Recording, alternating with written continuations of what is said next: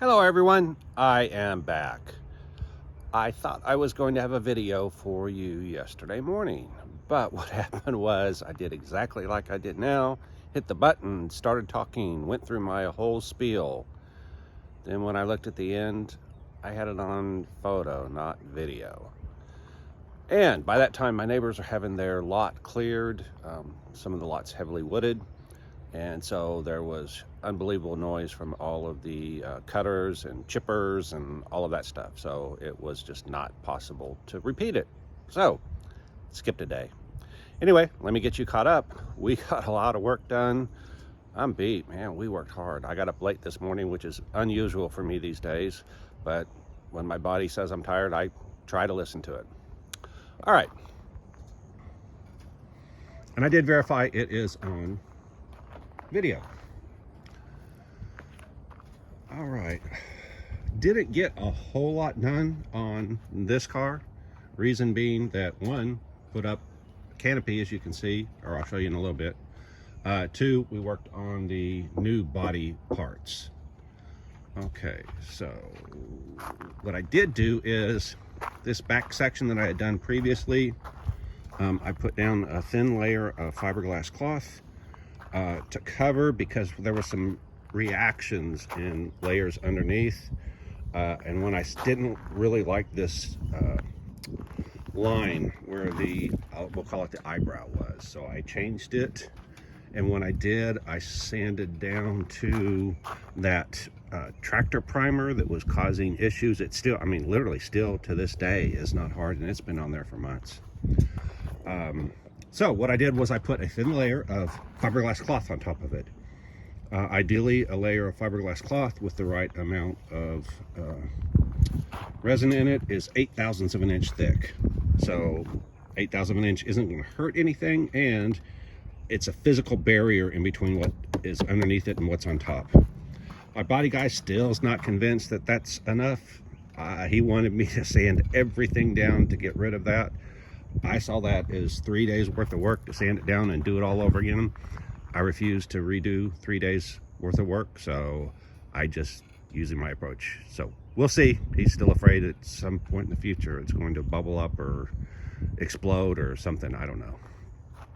Okay, so the other thing was I'd already done this section back here. Then shortly after I finished this, it started sprinkling.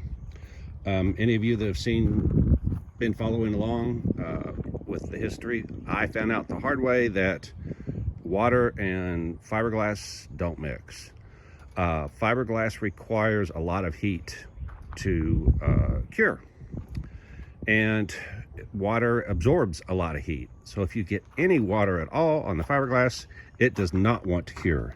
I got really lucky in that it just misted, so what you see is a bunch of bubbles where the misting drops were. And so anyway, it's been several days, and luckily the fiberglass has cured. So I have to decide whether I want to put yet another layer of fiberglass on it and smooth it out, or sand this down. Exactly what I want to do.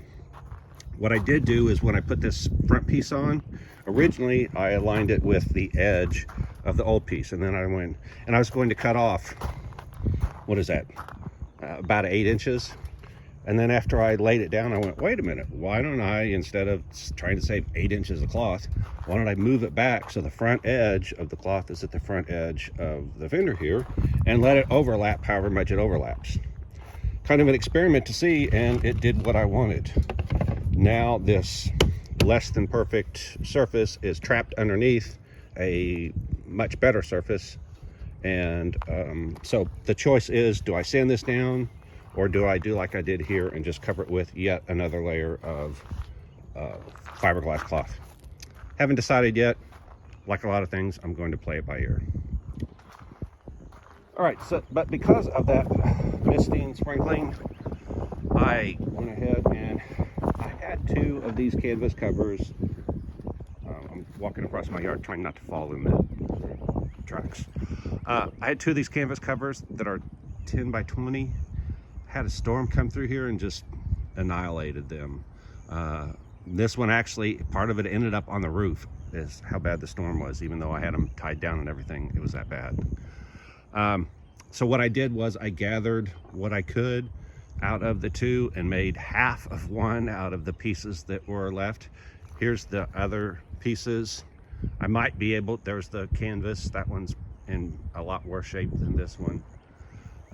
I might be able to piece together another one or piece together the second half of this one. But for now, all I needed was enough to cover so I could work. So that's 10 by 10, and it's doing okay so far. Those of you that have been following along know I don't do any extra work that is not going to immediately give a payback. And right now, I just don't need a bigger cover than that. As long as I can keep the stuff covered, me from the sun, it from the rain if it rains, that's all I need.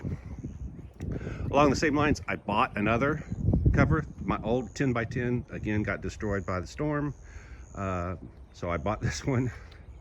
So we had the mold sitting down here, this mold sitting down with this end on the ground and these points up high. Well, what happened? The wind blew and it poked holes in my brand new canvas cover. Luckily, you know, not a whole lot of water is going to get through there, but if it does storm and I've got something underneath, let's say my hood right here, which takes up a lot of space, it would be sitting flat here, obviously that would not work for it. I'm not sure how to repair these, if they can be repaired, but sure it'd be nice to be able to put a patch on that and get more useful life, since literally it's like 2 days old. All right, speaking of which, the other guys, I put them on making this back body section. So they cleaned up the molds, waxed them, assembled them, and then began laying fiberglass. They used fiberglass mat. It is only one layer fiberglass mat. My body guy uses the right amount of resin, as opposed to me. I always apply resin heavy. Makes my part heavier but stiffer. We went ahead and decided to pull the part out of the mold because that's a somewhat difficult task, or challenging task, should I say. So that's what we did. And when we pulled it out, we found out, you know, it's okay, but it really could be a little bit stiffer. So we reassembled the mold, put the part back in the mold, and I am going to add another layer of fiberglass cloth on here, which will double the thickness. After that, I am going to put a layer of fiberglass cloth. The reason I'm doing that is because the inside of this, if you've ever dealt with fiberglass mat, you can get it to where it's nice and smooth in some places, but in other places you get these sharp edges like this. So I guess I need to tell you about the grand scheme of all this. This mold is made to fit on a C6 Corvette. I am going to have it made out of carbon fiber instead of fiberglass. But before I have it made out of carbon fiber, I want to make sure, I bought these molds, I want to make sure they fit. If there's any changes that need to be made that could make it better or fit better or whatever, it needs to be made in the fiberglass parts right now, so that when he makes the carbon fiber parts, he incorporates any of those changes if there are any. Of course, hopefully there aren't any. This thing just falls on a C6, but I think that's a bit optimistic. So that's what I'm doing with this, is I am making enough of a form that I can check its fit. The other thing is, when I have the shop do the carbon fiber, it's going to be thick, it's going to be heavy, it's not going to be flexible. So by having this flexible as it is now, it could cover up some issues that when we go to put the real part on, we'll go, oh man, this thing almost fits, but this part is, you know, needs to move out a little bit, and maybe it can't move out. Anyway, the idea is to just be aware of any of those things. So that's where I am now. Now, I don't want to make the C6s out of fiberglass. I want to make them out of carbon fiber. I just so happen to have a lot of C5s sitting around for other projects. I've got C1 conversions. So I thought, why not see how well the C2 fits on a C5. So there you can see, we just took the front end that I made. Again, this one's a lightweight one. It's like that one, except for it has gel coat on it, and it has a layer of fiberglass matte. So it's thicker by the thickness of the gel coat, which is roughly 20 thousandths of an inch. So the parts that I made, the ones I made myself, were gel coat, 2 layers of fiberglass matte, and a layer of fiberglass cloth. All told, that's 100 thousandths thick. This one is gel coat and a layer of fiberglass matte. I haven't measured it yet, but it's obviously not 100 thousandths. Let's say it's 75 thousandths. This one, we skipped the gel coat. I forgot to cover that. We skipped the gel coat because the weather was going to turn. We knew it was going to rain. It just was supposed to rain many hours. It was supposed to rain at 9 o'clock, and at 5 o'clock is when this misting started happening. If we put the gel coat on, it takes 2 hours roughly for it to get to a point to get tacky enough to put fiberglass on top of it. I didn't want to spend that 2 hours because of the impending weather. So I made the executive decision. Instead, let's just do this one all in fiberglass. The other thing is, if you put gel coat on there, one of the reasons I like it is there's no voids when you put gel coat on. It's like paint. So you paint it on and there's no air bubbles. There's nothing like that. When you do fiberglass, you can end up with air bubbles and things like that. The downside of the gel coat is if there is an air bubble between the gel coat and the fiberglass, it gets covered up and you won't know until you're done. You push on the part in a spot and it's soft because there's no fiberglass supporting it. By doing it all in fiberglass, we can make sure that there are no such voids, but we end up with a part that's fiberglass colored, not really attractive. You'll see that when I pull it out. Okay, so this looks like it's going to fit relatively well. There are some structural pieces on the C5s that don't exist on the C6s. So right now, this is as far back as this panel will go. It obviously needs to be lifted up. But if you look, if I can move that back, I think we measured it, it's like 5-inch gap at the top, 4-inch gap, no, 3-inch gap at the bottom. So that would mean it's a 4-inch gap in the middle. So if I can move this back 4 inches, that should allow that wheel to be centered in the wheel well. And that should allow this thing just to bolt on once I figure out what to bolt it to. Again, the bolting structure underneath between the C5 and the C6, I'm sure is different. So I'm going to have to make some changes. But I won't know what changes until I get there. By the way, this car is an old project from probably 10 years ago when I was making a C1 1953 Corvette retro, and found out the hard way that I was doing everything wrong. So I basically abandoned the project. But so the back end will be yanked off and this back end will be put on it. What am I going to do with this? Well, I'm going to change C5 Corvettes into 63 split windows. Speaking of which, here is the mold for the split window. Same thing here. Went ahead and put 1 layer of fiberglass matte on it and let it cure. It's not going to be strong enough with just 1 layer. In fact, this part, I already made one in the past, and even with at 100 thousandths thick, it's still not sturdy enough. It would require some supporting structure or something like that. To show you, here is the actual part.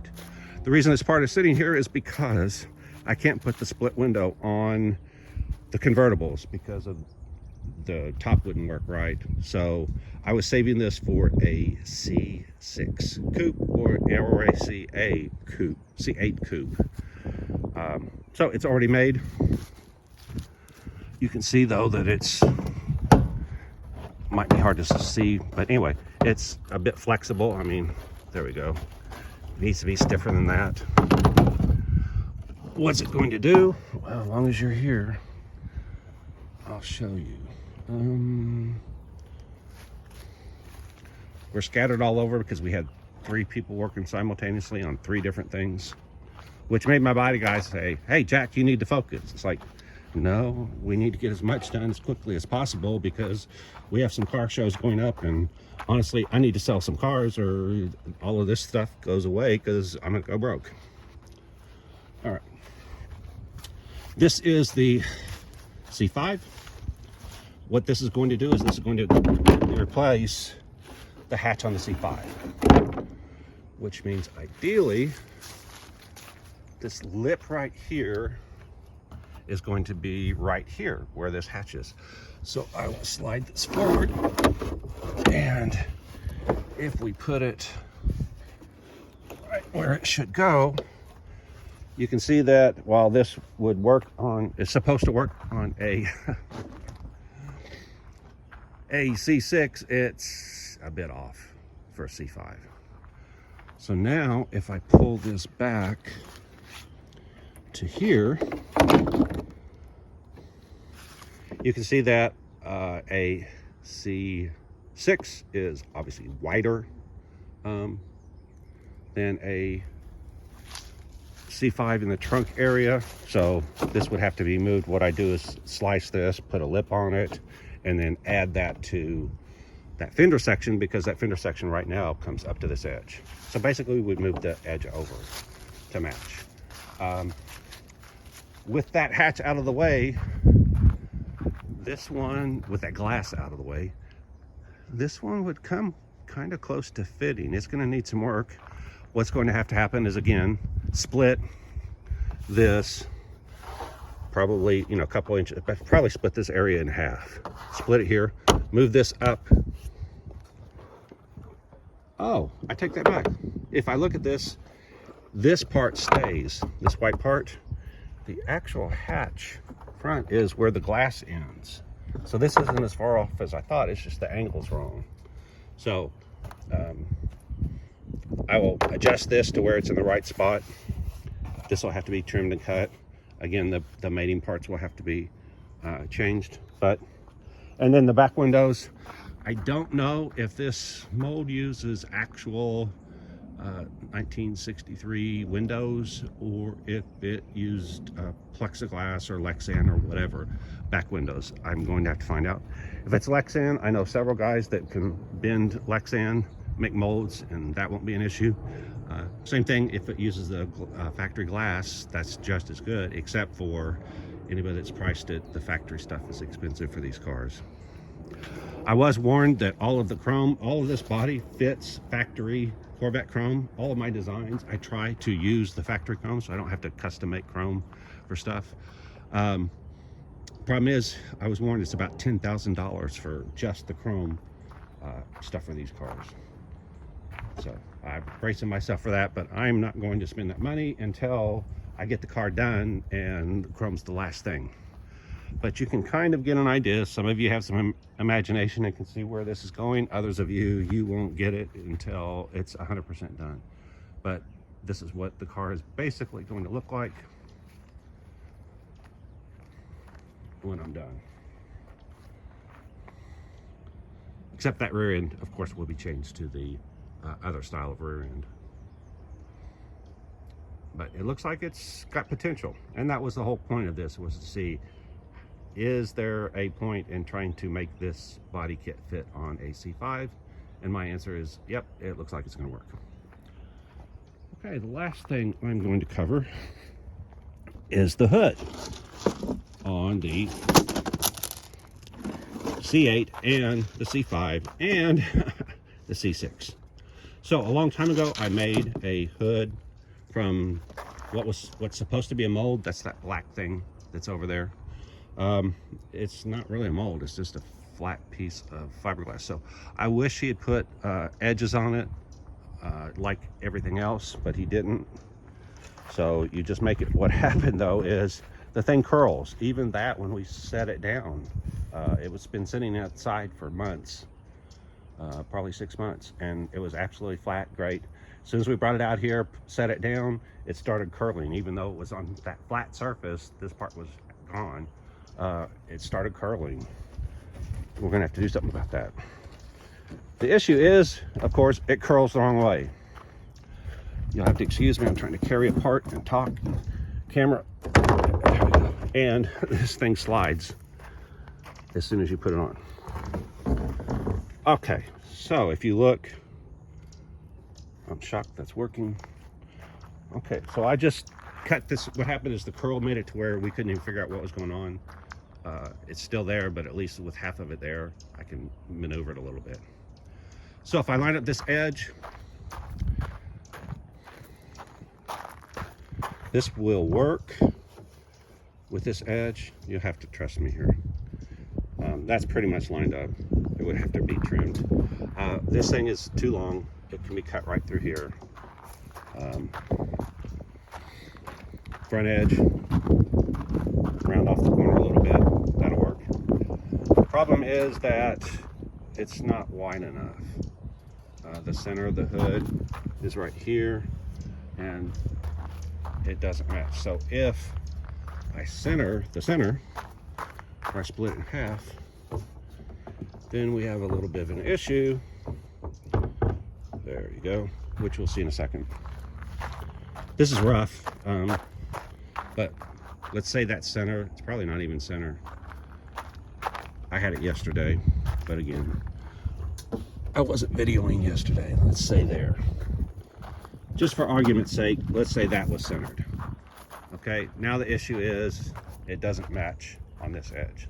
So something needs to fill in the difference between the two edges. So I'll have to make a flat section there. The other issue is it's too high right here. And you can see that it's hitting right smack in the middle somewhere there. You can tell by where it's rocking that that's where it's hitting.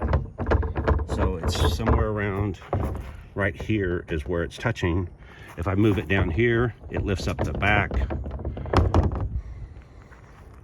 And if you look, sure enough, where this area raises up in the C8 hood, well, the other hood, that's exactly where it goes down. So what needs to happen is that needs to be, this part of the C8 needs to be cut out.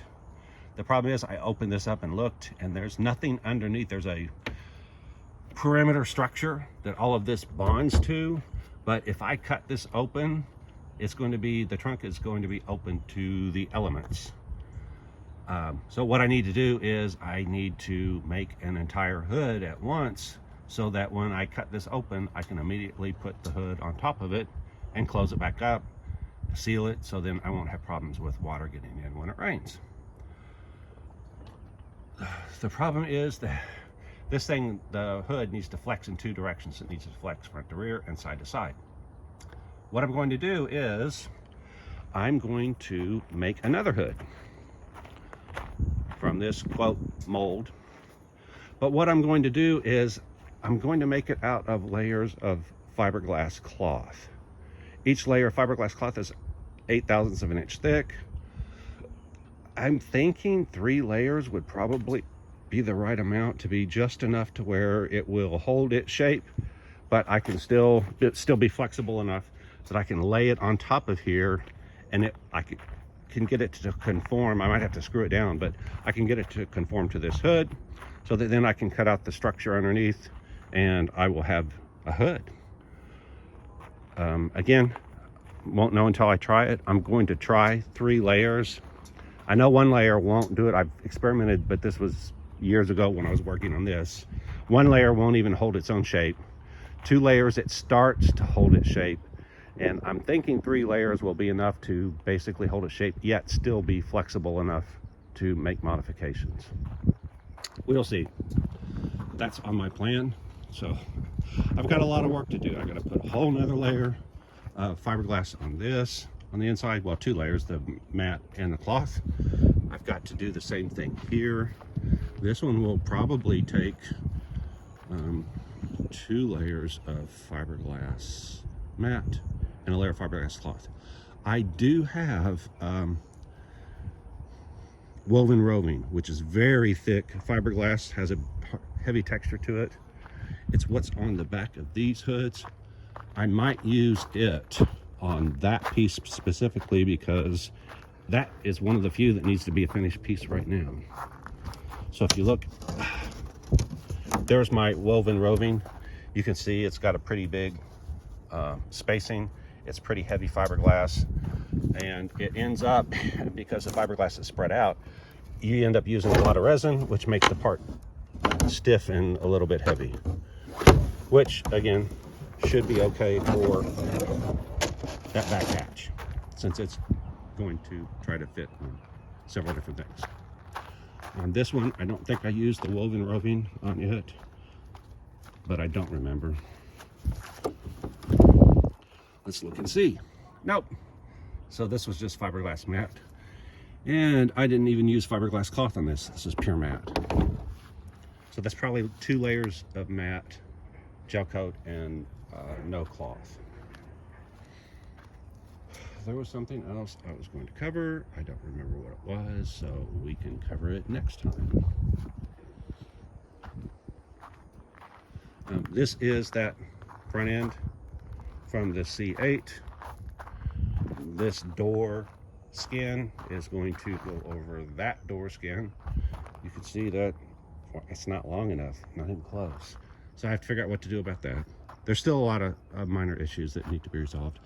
I'm gonna go measure because it seems surprising. I don't think that the, oh, I trimmed, no, I didn't trim this. I thought I trimmed this. Oh, I trimmed the back edge, that's right. So I did trim it. So luckily the real door is a little bit longer than this. I'll have to go grab the mold and put it up. The mold for the door is just like the mold for the hood. It's just basically a flat piece. And what you do is you cut off the skin of the factory and graft it on. Ideally, I really want to do something with these mirrors. These mirrors just do not fit with this. If you look at all the retros, they left the mirrors on. I know why, because it's, you know, electrically controlled to where you can adjust them. But I find it hard to believe there's not a better solution than that. That and the door handles. Both of those give away the fact that, you know, it's not, it's, that it came from a C5. Those are very characteristic of C5s. So maybe I can do something about that. If anybody has any suggestions on a mirror that I could put on there that would work, I would highly appreciate it. I'm wondering about the C8 mirrors, but honestly, I just, at this point, I don't have time to go research something like that. So let me know what you think. Do you think those C8 mirrors would look good on there? If they would, maybe I'll try to retrofit them. If not, I just need another alternative.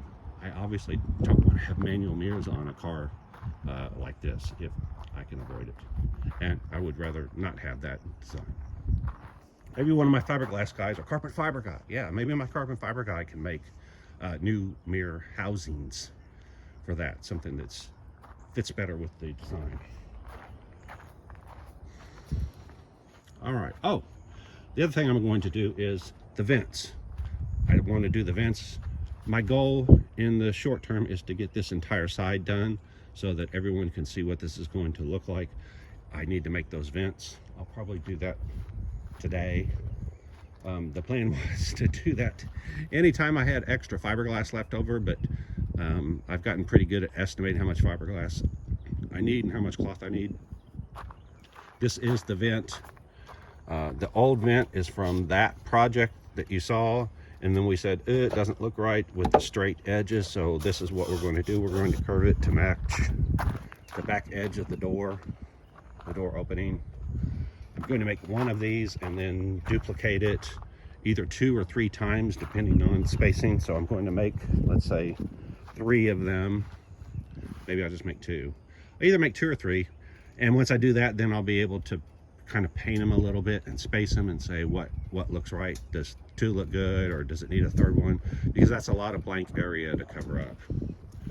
Another thing, this edge, I don't know if I covered this before, this edge is too flat.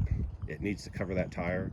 So this whole edge, even though my body guy did a good job of making this transition and all that, it's not going to work. I don't want that much tire sticking out. If you've ever been behind a vehicle that has tires sticking out like that and it picks up a rock and it hits your windshield, it's not a pleasant experience. So I'd at least like to move that out to where it mostly covers the tire.